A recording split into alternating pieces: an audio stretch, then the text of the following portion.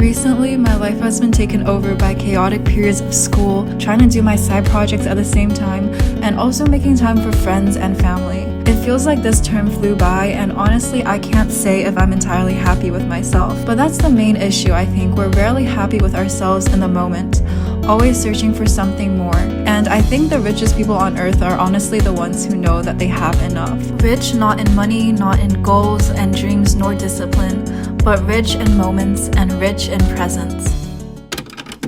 Hi guys, so in this video I just wanted to talk about burnout, which is a thing that I have been struggling-ish with in the past few weeks. And I say ish because honestly I have been through way worse periods of burnout, and I just haven't put myself through that because of my past experience. But I have been thinking about the idea of burnout these days, especially with like just more intense periods of school and doing a lot of my random side shit that I do. In this video I just wanted to document some of my thoughts on burnout, and I'll probably give some tips that have helped me personally, but I just want to say that like I realize this is a societal issue, and I don't think that my personal tips that work for me personally will necessarily help with this bigger issue of capitalism and like hyper productivity and whatnot. But yeah, anyways, I just wanted to film this video, film some of my life during midterms and finals. So yeah, enjoy. These days, I've been trying to prioritize more simple moments of focus and joy. I have this habit of worrying where every time I'm doing something productive, I feel like I'm not truly enjoying life, and every time I enjoy life, I feel like I'm not productive enough. And right now, I'm just trying to set all that aside and focus on each moment as it occurs, rather than viewing my life as this holistic project. Even then, every time things get difficult or time-consuming, it's the perfect breeding ground for doubt. I start asking myself things like, am I truly passionate about what I'm studying? Passionate enough to spend the majority of my life pursuing it? The thing is, I now wonder if passion is truly enough.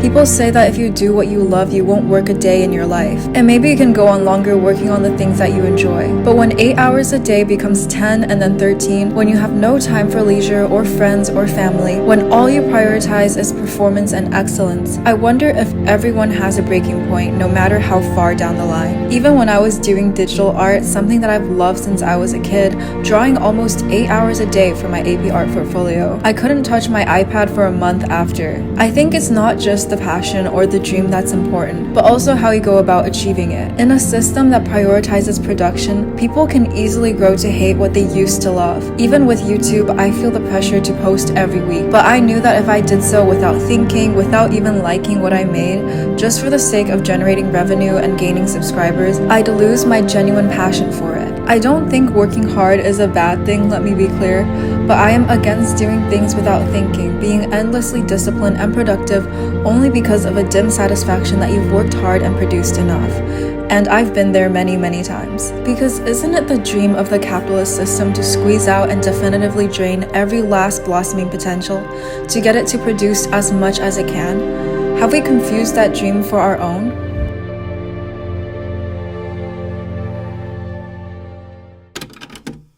Here, I just wanted to talk about some things that have helped me personally. And the number one thing here is to not completely abandon having fun, which is still something that's difficult for me to do. Every time I have a lot of work to do, I get so like in this tunnel vision thing, and I feel like I can't like socialize, I can't have fun. I have all these essays due, I have this assignment and this, and oh my future depends on it.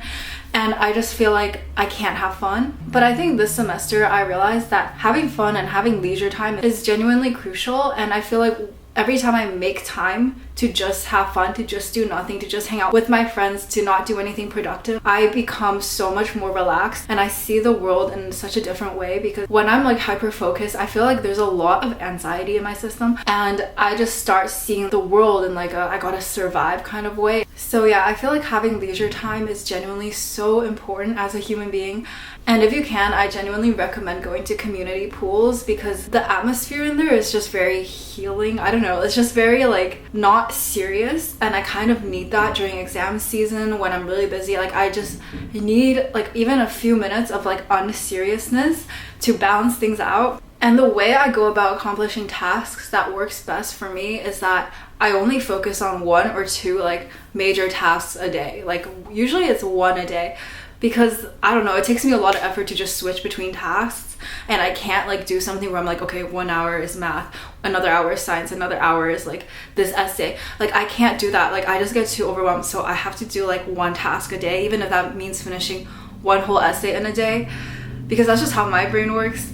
I don't know about anyone else. And as well, I stopped trying to have like a distinct ceiling to measure myself up to, which is still something I'm struggling with a lot. But I realized that if you just take away the pressure of those expectations of a certain ceiling to measure yourself up to, and you take more of a bottom-up approach where you're like, okay, like I don't have any expectations for this, but let's see what I can do with 0 right now. Like let's see what I can do right now. And I feel like that's kind of the beginner's mindset, and that's why I have so much fun in things that I know I'm bad at, that I know I'm a beginner in, because there's no expectations, and I usually even end up doing better, way better than I expected because of this mindset. And at the same time, I stopped thinking of myself as enough or not enough or like good enough or whatever, because I realized that, as cheesy as this sounds, we're all the coming together of many different worlds. You know, this is something they teach you in kindergarten, but everyone's different. Everyone has something to add. I think about this a lot because many things that I want to go into, especially in academia, I just see like some people doing incredible things. There's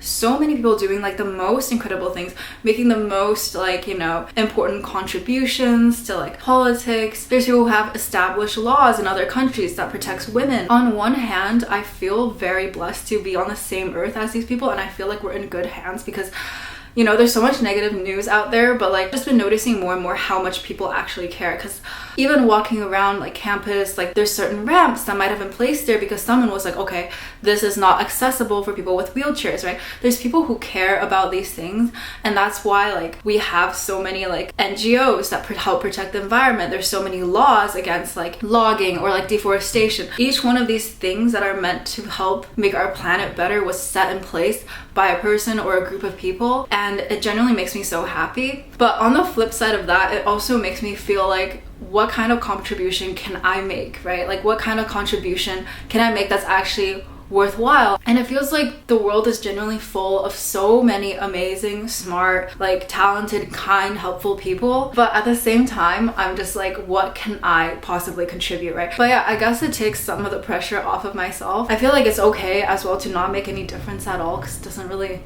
matter at the end of the day. And I always felt like I had to be super excellent or like super good at something just to be recognized, just to have like larger of an impact, you know, just to be like more quote unquote like important. But like at the end of the day, I realized we're all like not important.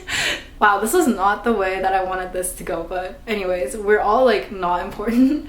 And even if some people are more important than you, like I feel like it doesn't really matter because it's not that deep. And also I realized that everyone is like a different combination of experiences, of cultures. Everyone is so unique in their different experiences. So in that sense, I feel like everybody has like something unique to add, and you don't necessarily have to fit into one mold in order to be worth something and to be the best in that specific lane. Does that make sense? Because everyone's kind of on their own lane. But I also don't know if this is too optimistic. This is just how I like to look at the world. But yeah, those are some of the things that have just helped me personally.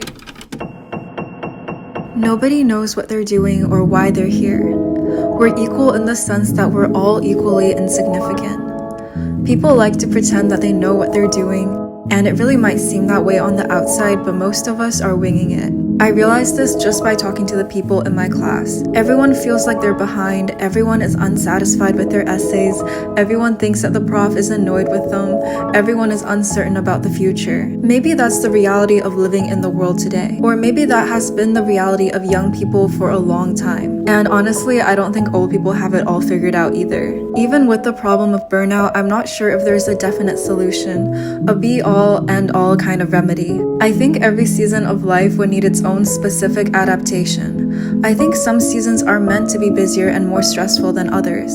For now, I believe that life is a constant conversation between the universal and the particular.